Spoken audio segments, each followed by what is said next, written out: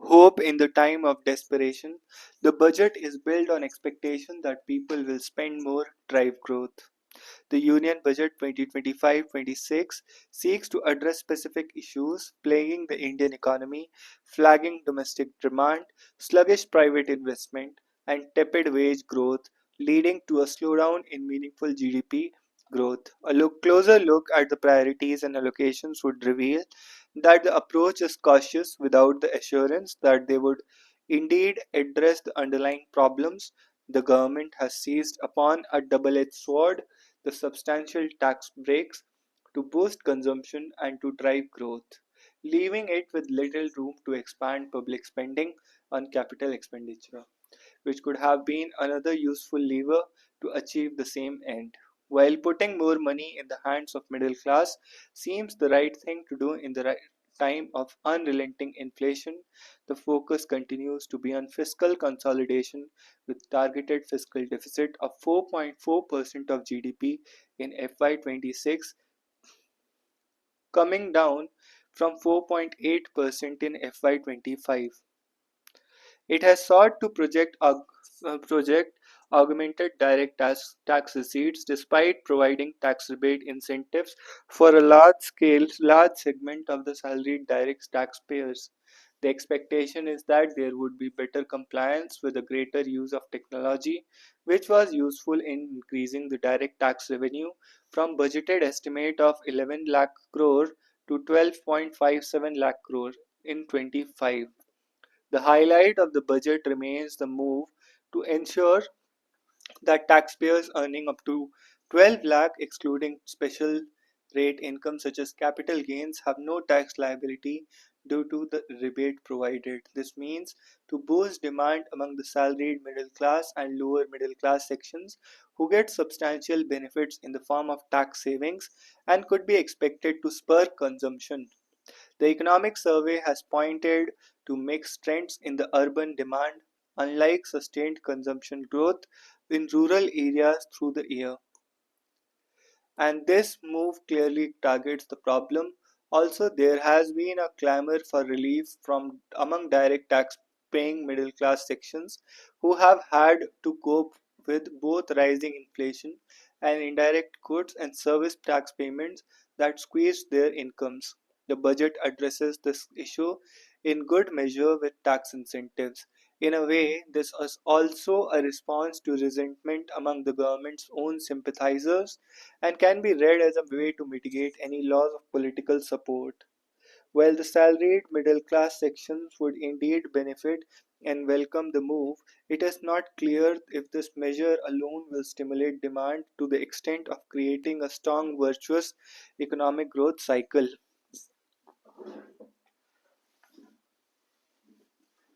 This is because private investment in the economy has been stagnant, with the corporate sector showing little inclination to step it up.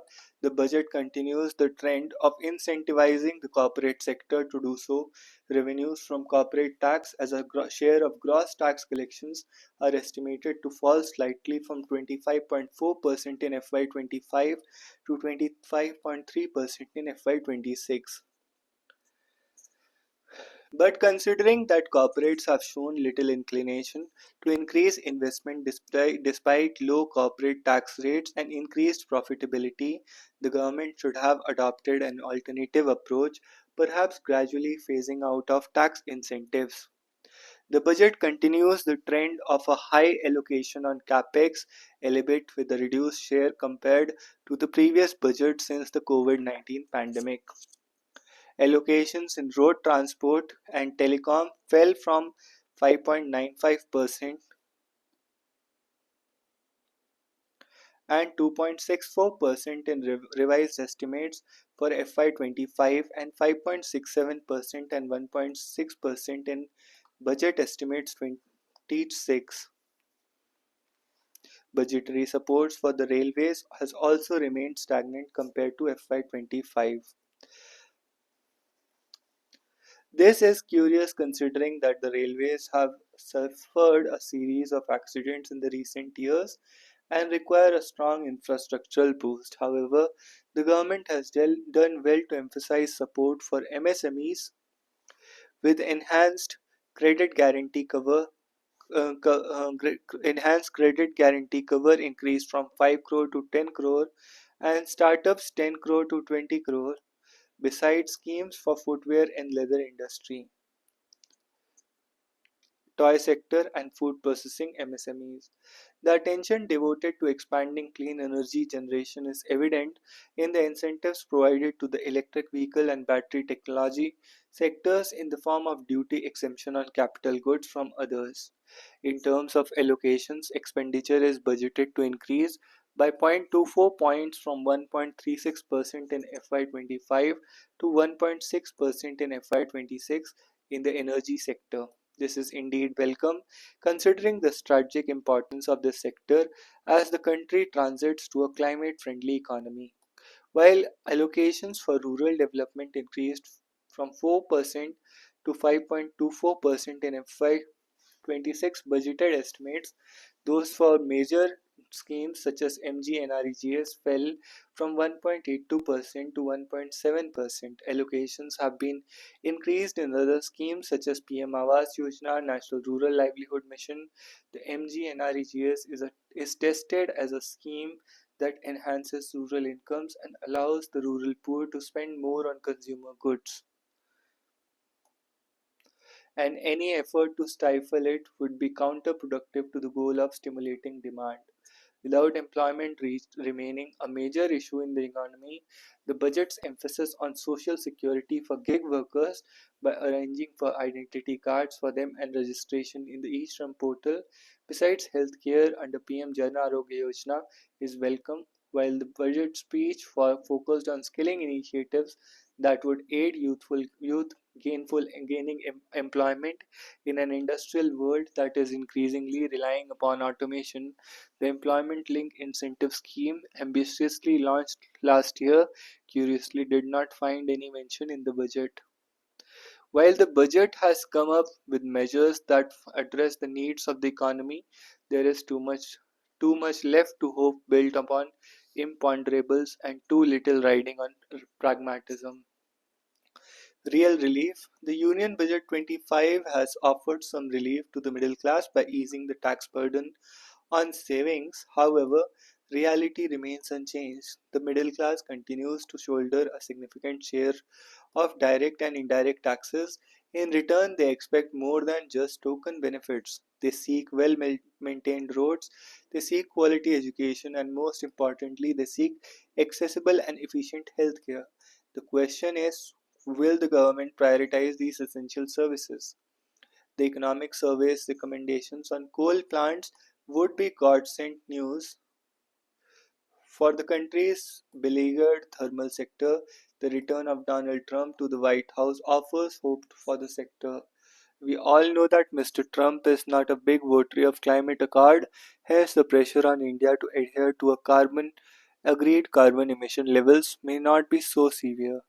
According to the current estimates, India's coal reserves are expected to last for around 100 years based on the current consumption levels, and it is only fair to expect that thermal energy will retain its supremacy in India's energy mix.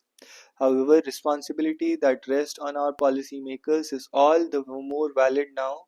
There has to be impetus to research clean coal energies, technologies, and thermal power utilities should be monitored closely for their adherence to emission standards.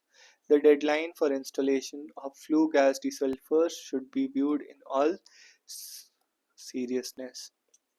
Economic survey has, among other things, highlighted mental issues that arise from long hours of work and stress involved. Studies have time and again proved beyond doubt that long hours of work cause stress and result in anxiety and depression. The IT and banking sectors in India are two main areas where employees put in close to 50 to 70 hours per week.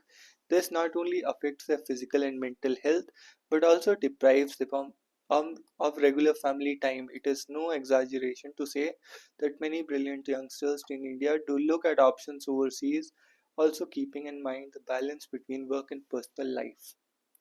Unlike previous years, the survey this time appears to be comprehensive and sounds positive. It has made some path-breaking suggestions such as deregulation for the ease of doing business, especially in the MSME sector, and even covers the mental well-being of employed youth. What could have been included is a widespread corruption prevalent in all walks of life encountered by a common man. There is absolute no denying that firms need to earn profits to ensure that the wheels of business flow smoothly. Higher profit share, stagnant wage growth, slowing economy. Uh, that said, and entrepreneurs should give laborers reasonable wages to help them lead a decent life. Needless to say, the propensity to consume ratio of consumption to income is high in the case of laborers, which is important for boosting consumption demand, private investment, employment, and output in the economy.